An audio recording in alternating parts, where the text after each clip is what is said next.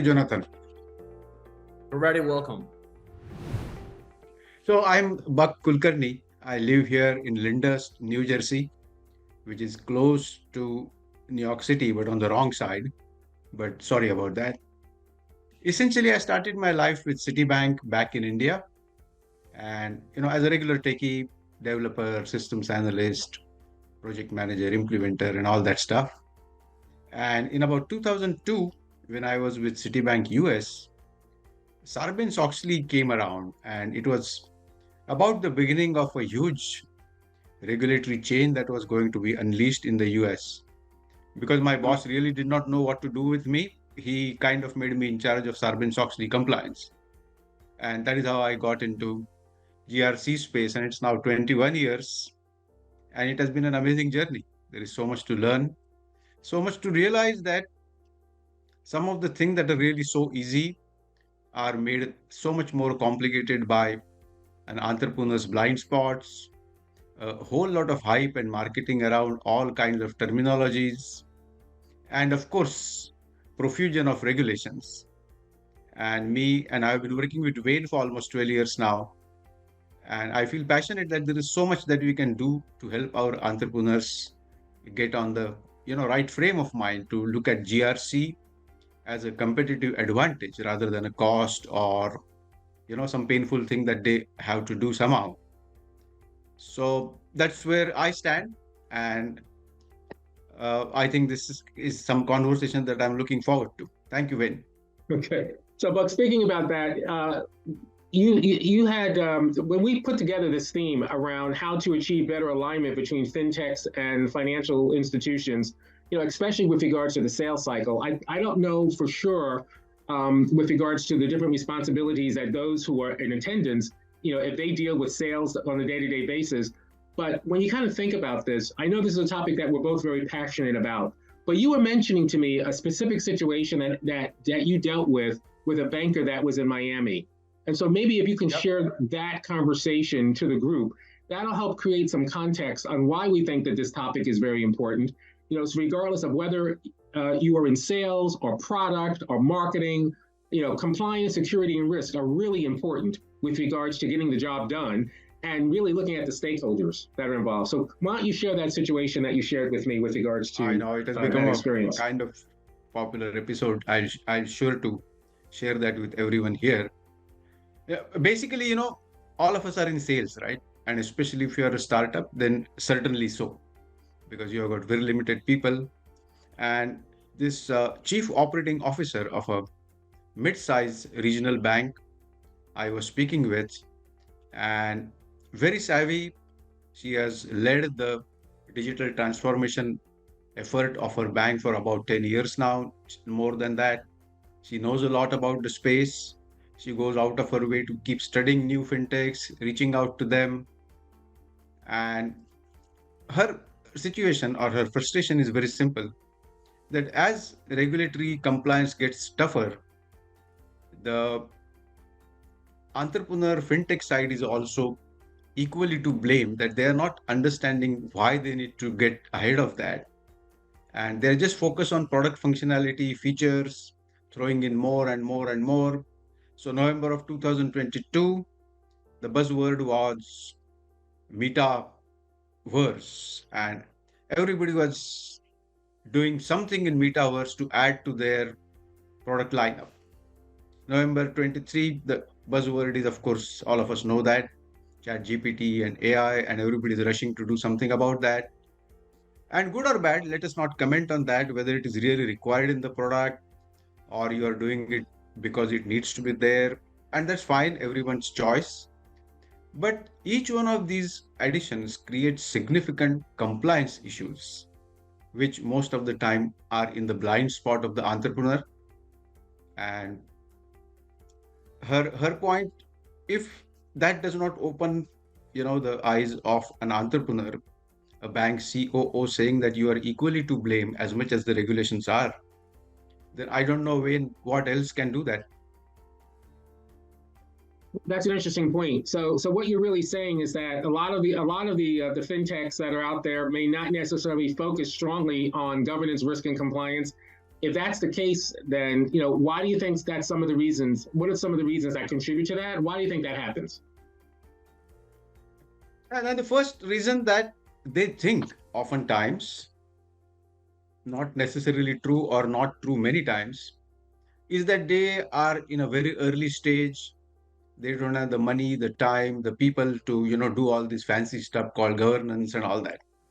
Right now, they are just focused on building the product. And that actually doesn't fly because maybe 10, 15 years ago, when you remember, we used to go to people's offices all the time, wearing our suits and carrying our briefcases and all that. And maybe in those days, it used to work because the business was the decision maker. They used to decide what works for business, what is good for business. And all other people in the bank were primarily in supporting or decision influencing roles, finance, whosoever. Today, the picture is 100% different. Business is still a decision maker, no doubt, but there are many other stakeholders in a buying organization: legal, privacy, security, regulatory compliance, finance, vendor management, vendor risk management. The larger the organization, the more of these teams you see. And they are not just decision influencer reviewers anymore, they are actually decision makers. And if people other than business, if they are in your blind spot as an entrepreneur, then you are going to have a hard time, you know, running the sales cycle, whether you are in pre-sales, post-sales, wherever you are. So money is not, or money should not be, which doesn't mean that I'm saying that every startup needs to have $1 million just dedicated to GRC. Obviously not. They don't have money, they don't have time, fully understood. But it is not as hard as it seems. That's the point I want to make right in the beginning. Okay. Well, Buck, you mentioned a good point, but I think if we were to ask the people that are around the room here, they may see or think the fact that bootstrapping is one of the reasons why a fintech or a company doesn't develop a governance risk compliance policy, because it costs, right? And when a company wants to get their product out in the marketplace, that sometimes governance risk and compliance is an afterthought. And that doesn't really become a problem until they're looking to sell their solution, especially to an organization. And then it comes back that product doesn't make it through in the organization because of the fact that there are reasons or barriers, right? Because they don't have a strategy, they don't have a compliance program, that there's risk associated with the product, and sometimes it's an afterthought. So are you saying that with the money or the budgets that a fintech has, that's the sole reason that blocks them? Or do you think there's other things that they need to keep in mind that's going to help them meet the challenge in order to sell their product within an organization effectively? Yeah, I mean, the way I look at it is that whether you have $1 or $100 or $1 million, you have to keep in mind that 10, 15, 20% of that has to go into the product architecture to make sure that you're going to meet your future customers' expectations. Whether it turns out to be 20 cents or 200 grand, that's a different story, and we'll talk more about that. But the point is, your customer, if it is a bank, community bank, regional bank, forget about large banks, they are different, because when you go to a large bank and there might be bidding and things like that, then it's a very different ball game. But if you are selling to a mid-sized regional bank, community bank, credit union, then their own regulatory obligations are so tough. They are barely keeping their head above water when it comes to their own compliance. And every vendor that they add to their portfolio who has got access to their member data or customer data or anything of that sort, it directly adds to their compliance obligations. Yeah. And if a vendor is not going to understand that or help them in showing that compliance quickly, then that's a huge new cost and time for the bank. That is why it doesn't, sail through most of the times. So I will say only one thing. All the time I think of a very, simple example, that yes, I'm a new entrepreneur and I don't have budget, I'm bootstrapping, all those things are great. But I can say that, look, I don't have money or time to, uh, put a heated steering wheel in the car that I'm making. My steering wheel is still not heated, right? And some people will say, oh, I need a heated steering wheel. I live in Alaska or this or that. But the point is, person can still drive if that steering wheel is not heated, right? He may feel discomfort, but he can still drive. But what the entrepreneur is saying that, I don't have time or money or whatever to build a steering wheel itself in my car. Then how it is going to work? So that difference, it sounds a little stark here, but that is what it is actually. The GRC is going to be your steering wheel. And if you're not going to take that as part of your, I'll say this, that forget about an afterthought. It cannot be even a parallel thought.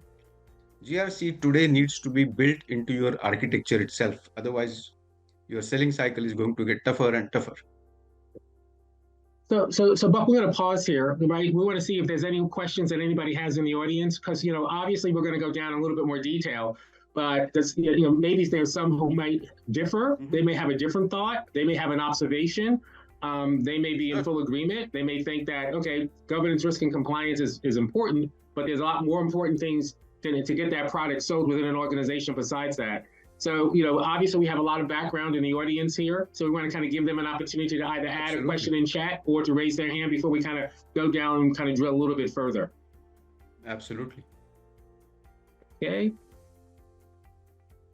Okay, everybody? I do. What is the percent of fintech that don't succeed because of the fact that they are not implementing the GRC? Because like you said, I mean, they are bootstrapping, and it's like they don't care about the GRC. So they will success or they won't.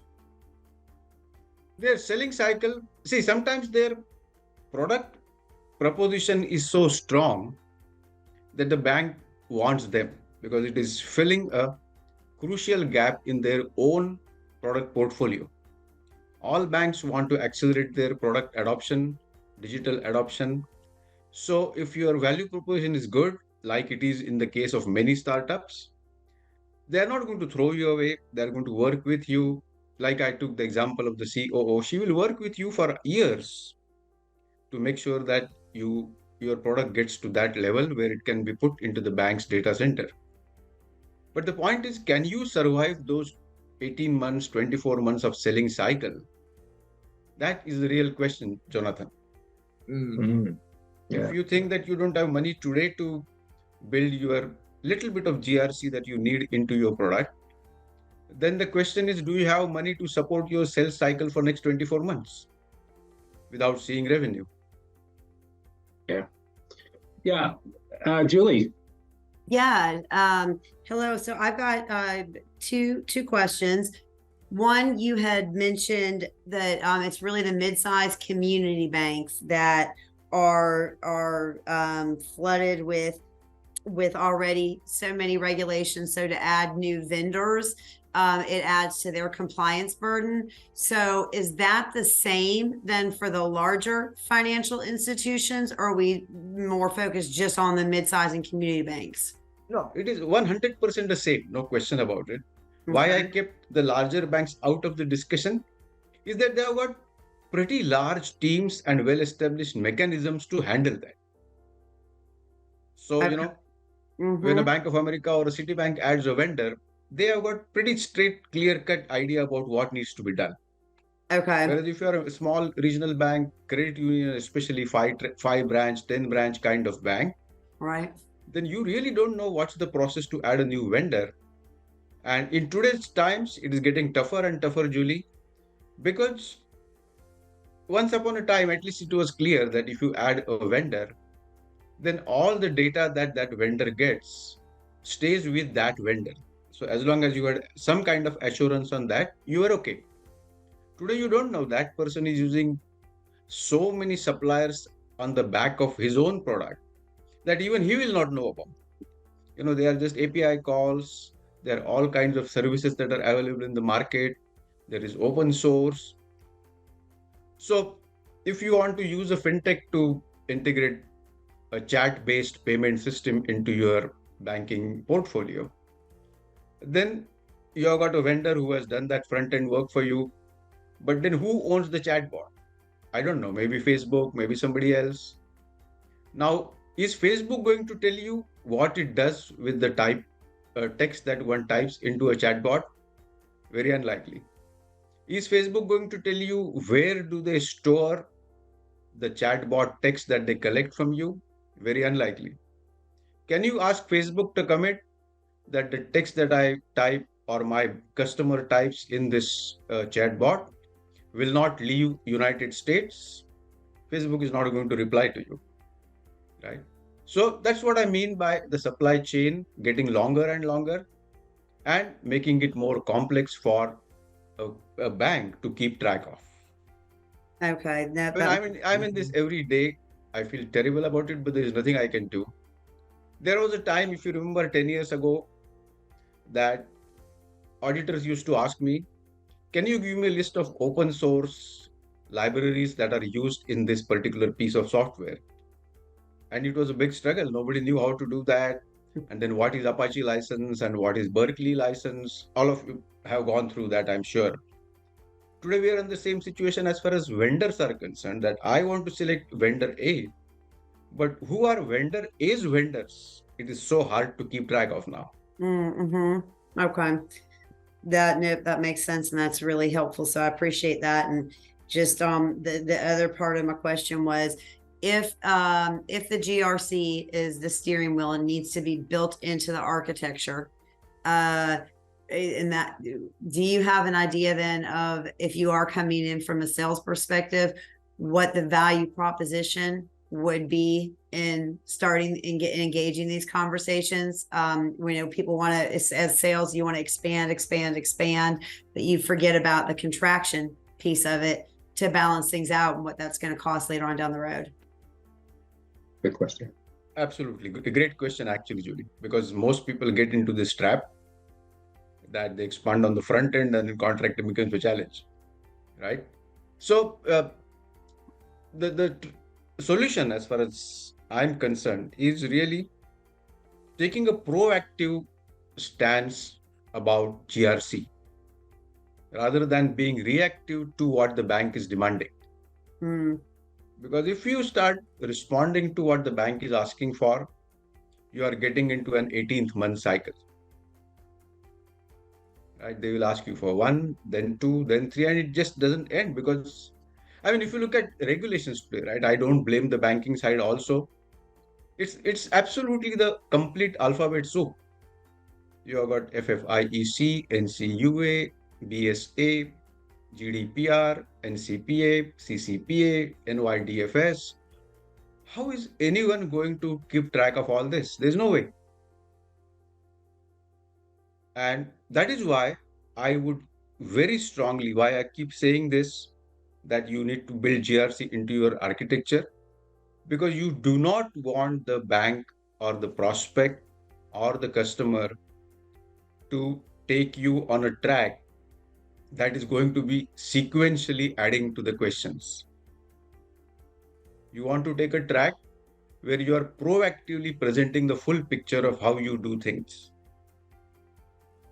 And believe me, it doesn't cost a lot more. We'll talk more about that too. Good. So, great question, Julie. Thank you for asking. And any other questions anybody has at this time before we kind of move on? Perfect. So one of the things that you mentioned in your response to Julie as well, obviously, can you talk a little bit about the fact that just there's so many different things that obviously a fintech or an organization has to do in regards to their sales. You know, so there are sales cycles that take a long time. I mean, 12 to 18 months to land a sale, right? That's a long time. I agree with you that there is a problem, and you know, with regards to that, and just kind of a misalignment sometimes, you know, whether it's a bank, a credit union, a payment processor, or so forth, you know, but sometimes the fintech has limited bandwidth, right? There's been so much time that they can engage dollars and expense, you know, that becomes a challenge, and knowing where that fintech has to invest their money as well. So how can they kind of stay ahead of the curve for making sure that they're maximizing their resources to meet the compliance need and the risk, all of that? How can they stay ahead of that? Because, I have seen with my experience and background and working with so many fintechs and companies that this is an area that's really important, and this is where some fail, and they just don't have the powder to keep going. Yep. And in fact, before I get to answering you, I'll say this. You also remember very well, we have seen very small fintechs sailing through the pre-sale cycle in 45, 60 days. Right? So what were they doing different? That's what we have to really focus on. So one thing, like I said, don't run after regulations. I mean, this is somewhat counterintuitive that you want to comply with regulations, so don't run after regulations. But that is because there are just way too many of them. Like if you are a small fintech startup, and like not just smart in the sense that started yesterday kind of, but even somebody who sees revenue, who is in revenue cycle, who has worked for 2 years, got some customers. But if you think that, okay, a lot of my customers are, paying me by credit card or using this application to, and storing credit card numbers therein. So let me try and get PCI DSS compliance, right? When you start going that route, it is a very, very expensive proposition. At some stage, you'll have to do it, but not necessarily in the early stage. At the same time, there is a very interesting leverage that you have with your bank customers. They understand most of the banks today, have, incubators or some kind of team inside the bank which works with startups, which keeps evaluating startups, which some of them even invest in startups. So all that is going on. So they understand the ecosystem, they understand the constraints and capabilities of a startup. And they're not expecting you to come up with half a dozen certifications as a startup with 10 people. What they're expecting really, and this is what I have done for many fintechs, many banks, and it does work for sure, is that what the bank is looking for in a startup is, are you aware of what my constraints are? Are you aware of what my obligations are? And if you're not heard of words like FFIC or examinations or PCI DSS or NYDFS, whatever it is, then the conversation starts breaking down. So I'll say the first thing is, I'm not talking about you spending money and getting attestations and certificates and having fancy auditors and so on. Are you able to give the comfort to your prospect that you know what their requirements and what their challenges are? When the customer sees that you're not heard of the word NYDFS, or you're not heard of what is the business continuity planning and disaster recovery expectation of the FFIEC, that is the regulator, who regulates them. You may not have heard of them, that's fine. And okay, I'll make one interesting point here, slight detour, but I think it's very crucial to make that. As early as 5 years ago, many of you will remember that a financial institution was seen totally different from a technology service provider. In fact, you see most of the regulations, there are categories. What applies to an FI and what applies to a TSP. That was always clearly, separately mentioned in the regulation. Today, you pick up the same regulations and you will find the TSP is almost equally responsible for any data-related incidents as the FI itself, and NCUA, OFAC, they're all going to treat you as a FI as far as prosecuting you or taking action is concerned, even if you are not banked in a technical sense. So that's a very important thing that all our entrepreneurs need to become aware of. Because especially in the smaller bank market, as you know very well, almost 100% of the data is lying on a third-party vendor's system or infrastructure, not with the bank. So the regulators realize that what am I going to achieve by suing a bank which has no clue where the data is and how it is stored? I need to get the vendor equally accountable. So that's what is going on. That's a big change of last 5 years at the most. So keeping this in mind, I would say understand what the obligations are, what the bank, what the prospects or the customers' challenges are. What does it add to the customer's obligations by adding me as one more vendor? Like for example, I offer a small software SaaS solution to some banks to manage their GRC and things like that. So one thing I do very consciously is that I do not allow any member data to be entered, stored in my application that the bank uses. And I make a proactive statement to the bank, not as a reactive statement when the question comes up after 6 months, that the architectural principle of this SaaS application that I'm showing you is that it will not accept any member information in this system. It will not accept, it will not store, it will not process.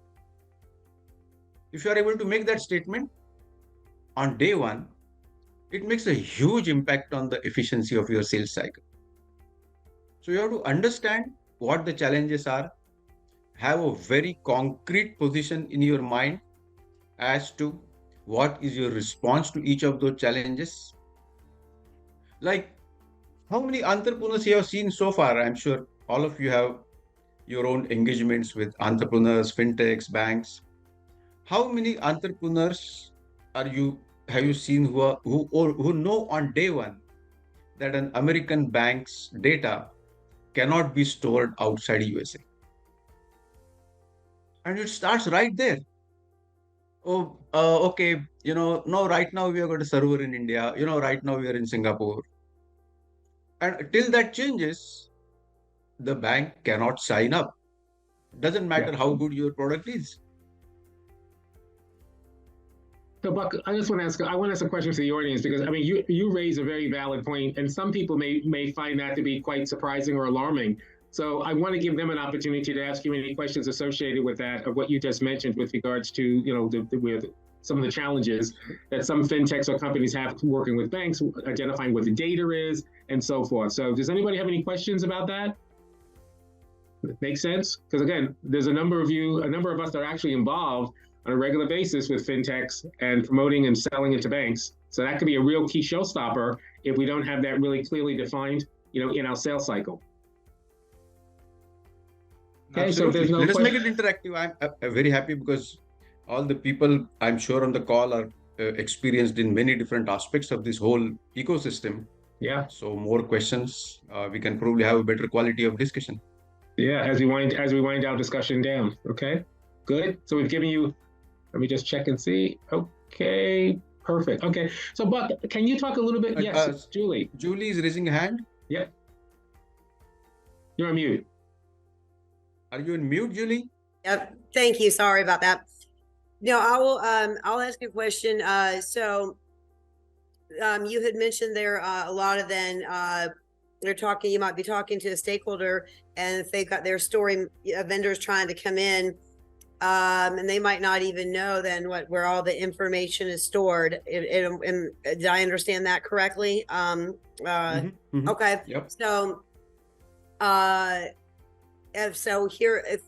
if I'm trying to sell into maybe not necessarily a startup, okay, but it's more of an established financial institution, and I'm having a conversation with a CIO, and with what I do, I'm very interested in how they manage their data, where the challenges are, data replication, downtime, things of that nature.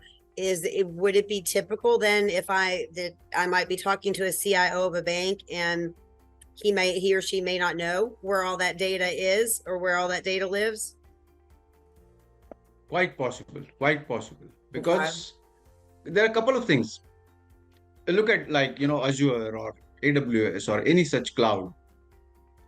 While you are configuring it for your use, you are answering those questions. And one of the questions will be, where do you want your data to be stored? And then you can say North America or Asia Pacific or whatever. Then within that, you want Eastern US, Mid US, Midwestern US, Western US. It goes on. And somebody has done it a few years ago and it's going on. But then somebody else created a separate AWS space for, development. Somebody else created a separate space for sandboxes. Somebody else created a separate space for demonstrations. And very quickly, the workloads keep replicating. And whether every time those principles were followed and were they documented, and whether the auditor can say that, okay, show me a ticket that somebody raised in your organization that made it very clear to the engineers that our configuration must state very clearly that data cannot leave the shores of United States. So I'm not saying people don't do it or anything, but to be on top of that, very quickly being able to recall, forget about where it is. If you ask a person, okay, how many different accounts you have in AWS, or how many different sub accounts you have in your organization unit, you can't get quick answers. And I don't blame anybody. It's just not possible. It's the replication, the expansion of the infrastructure gets so quick at some point in time that many times people are not able to keep track. But one of those things that you lost track of could, potentially start a disaster. Okay. No, that's really helpful. That's You are just let me add one point, Julie, because this question is important. okay. You're talking to a CIO of a bank, and you say that bank people know because it is written in the memos that they receive from OFAC or Department of Banking that you cannot store data outside US. So at least I would say 98% of the bankers know that. But there are some other probably types of industries where there is no such regulation or they are not aware of it. But the point is, even if there is no regulation, if you tell a CIO that, I'm able to give you 10% discount because I store your data in Burkina Faso or Philippines or, somewhere. I'm not saying anything ill about any country. I'm just taking example. Is that CIO going to sign up? I hope not. If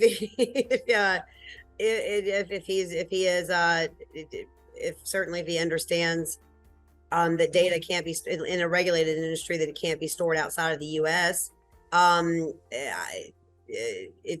it's going to how much that would affect how valuable that discount would be for him. Exactly. It seems like I would and hope what not. risk it creates for him to get that discount. What's that? And the risk. How much risk it creates for him to take that 10% discount. Right. So that is where I keep, I keep coming back to kind of the same sentence. So I don't know. I have to probably find more words to express that. But the point is, this has to be in your architecture. You cannot justify it in any other way later on. Absolutely. That's really great to understand. I mean, that taking care of the risk on the front end and the GRC on the front end is just absolutely essential. So, thank you, Julie. Thank you. Thank you. So Wayne, it's Tony. Can I just chime in here for 2 minutes? Sure. So I'm gonna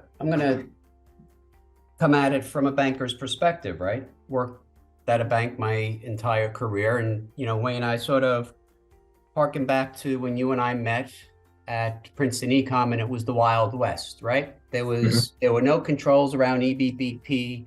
There were no controls around electronic payments. These guys threw something up against the wall and hopefully it stuck somewhere, whether it was media, telecom, financial services, whatever the case might be, right? Yep. So now you fast forward 20 plus years, you've now got an industry that's specifically focused on catering to financial institutions. I would offer that if you don't have these basic table stakes baked into your architecture and that you are not aware of the specific requirements to at least a fair level of understanding of your core customer base, then quite frankly, you shouldn't be calling on those customers because, and I've been in this situation, these customers have very regimented processes to align with this. And if you can't meet them, you're not even getting past the RFP process. You might not even be asked, you probably won't be asked to bid at the larger organizations. That's number one. Now, number two, I would take the small mid-bank perspective and turn it into a competitive advantage for these institutions, these smaller institutions. Because some of these big, small to mid-sized banks are resource challenged and they might not be as mature in their risk and compliance environments and in their curve, if you as a provider of services to meet this market need can come in and demonstrate that level of expertise and command and help them get past their roadblocks and address the obligations that they have, well, to me, then you go to the top of the list, right? So you can sort of take both views. So anyway, I'll stop there. But after listening to this, I just wanted to opine. Buck, I completely agree with you, basically. I'll add a little bit to what you mentioned. What you bring up is really a perfect way for an entrepreneur to balance the product composition. Are you going to throw 100% of what you have at just more and more and more features? Or are you going to put some part of what you have at making that product stable and consumable for your customer? I think that's the balance that you have to maintain. And if you take that, and like I said, if you show willingness, if you show awareness, most time banks are willing to work with you in terms of developing a roadmap, saying that, okay, you can start with these 30 controls that you have today, but commit to me that in the next 6 months, you will do a full disaster recovery test and give me the results. Commit to me that in next 90 days, you will do a full penetration test and give me the results. You can work. Banks are absolutely willing to work with you if you are able to work with them on a collaborative basis and commit to them a roadmap. Because that roadmap, honestly, I will say, if you get a big bank and they show willingness to work with you to give you a roadmap, frankly speaking, you are getting your GRC done free of cost, because they are going to give you everything that you need to do to meet their requirements. You don't have to invest in expensive consultants to figure out this and figure out that and so on. Just do what they will say, okay, I need a IAM policy as the first and foremost requirement. As you go to anybody, the first requirement usually will be IAM policy, identity and access management. They will tell you what they look for in that policy. They will tell you what tools you need to have. They will tell you where you need to open tickets. They will tell you everything. But don't resist that. Unfortunately, I see a lot of entrepreneurs resisting that, and I have never understood what they achieve by doing that. Yeah, I would completely agree with that. My only caution is that as so many of us on the call are in that space, that fintech space, you have to be aware of what you're going to potentially encounter from the banks. If you're not prepared, if you don't even have, and you said it well in terms of sort of that balance, right, between functionality and controls, right? If you don't have the basic table stakes, you're not going to get anywhere. You're not going to get far with an organization. Now, if you have those table stakes and then the requirements get fleshed out at a final level of detail, or one organization has a more comprehensive set of requirements than perhaps another, then yes, then you absolutely work with that organization and they build you a best of breed solution that you can now take to others in the industry. But again, if you're going to resist from day one, as you said, Buck, it's not a smart move in my opinion. Exactly. People do that. I mean, I have seen people, arguing with auditors or compliance people that, no, I know for sure. I use Oracle 11.3.12, patch number 27. And in that, this is done. Come on, never say that to an auditor. It doesn't take you anywhere. Bill? Yeah. Thank you. Hi. And another aspect that hasn't been discussed yet is those fintechs that are working in compliance heavy areas based on their solution. Okay. And more so approaching the larger institutions should have open architectural standards to integrate to GRC solutions already implemented in banks. I mean, we can't throw a rock at a bank today without them having ServiceNow implemented across the enterprise. So the fintech, what I'm saying is the fintech doesn't have to over-engineer their stack for GRC compliance as long as the architecture from a standards perspective can integrate with the big GRC software houses. Excellent point, Bill. Thank you for adding that to the discussion. No So, problem. essentially, exactly like what Bill is saying, you know that the bank is going to have either ServiceNow or Atlassian, or probably both. The bank is going to probably use something like Archer to do their own compliance repositories. Just make sure that you are going to develop your product in such a way that you can hand off data to them. That's all. You don't have to spend a lot of money to do everything yourself. But if you tell a bank that, I can work in such a way that when you raise a ticket in your own Atlassian, Jira, or, ServiceNow, and forward that as an email to me, and I can take that as an incoming ticket and directly add to my ticketing flow. You don't have to raise a separate ticket by sending me or getting into my ticketing system and raising a ticket and things like that. One small step make a huge difference to the customer. So Buck, I know we're at a point now to conclude. And Julie, do you have a question before Buck comes up with what his 1 minute conclusion is going to be? Okay, so I saw it. Okay, Buck, would you like to just kind of give some conclusions so that some nice takeaways that from our discussion? Yeah. I mean, obviously, we're at a point now. Yeah, we are coming up to our time. I'll just add one point because I definitely want to put that in front of all of you. That, like I said, you are not going to be able to comply with the alphabet soup, and don't even worry about it. Just look at something like, the NIST special publications and study that, understand that it doesn't take a lot of time. It is a US government resource. So all United States regulations about data security, data privacy are based on NIST, most of the time even written by NIST. And then design your compliance program to say what are some of the most critical areas that your customers are going to be worried about.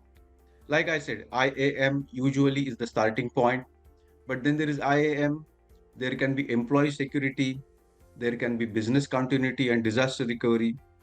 All of us know that there are some hot buttons of our customer, or if you don't know, then like Tony said, you probably shouldn't be sitting in that room. But once you know what it is, prepare for it.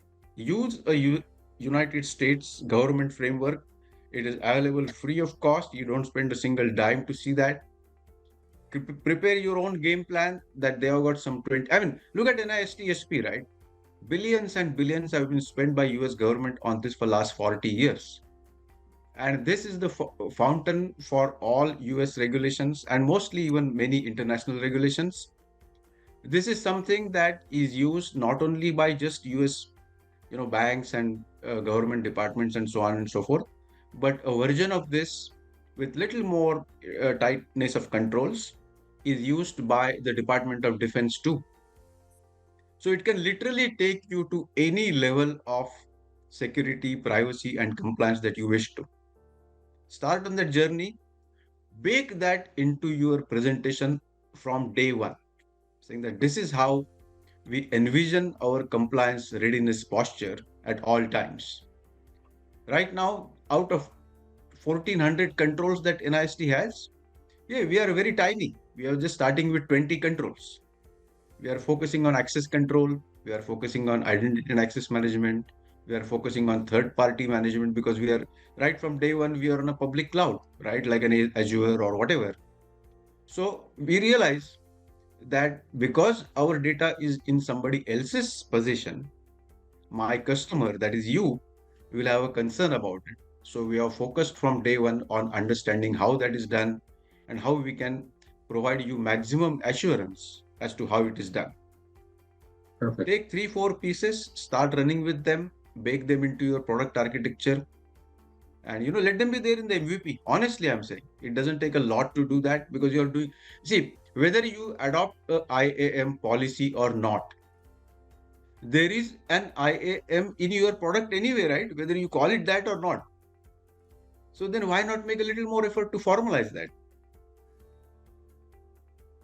Sorry, when I'll keep talking about this, so let me stop here. I know, but that's okay. But I think this conversation was very helpful. It may be a little bit more technical than some may have thought, but you know what? It does provide a basic overview of what's necessary, especially since most of us touch banks, touch financial services. We have a sell, we're a product, we're involved in this ecosystem. And the purpose and the objective of this event was really just to provide information. Now, from this information, we could take it any way that we want, but we need information that's going to help us differentiate what we do in the industry with our peers and others. And so this is helpful. The only thing I asked before, Buck, we go into the breakout rooms, and want to make sure that you stay around because we may have some very specific questions to ask you one-on-one. Can you put the website? I started with NIST, but if there's any website that you think would be very helpful for those that are here to kind of go through to get some research on their own, that'll be very helpful if you can just put that in chat.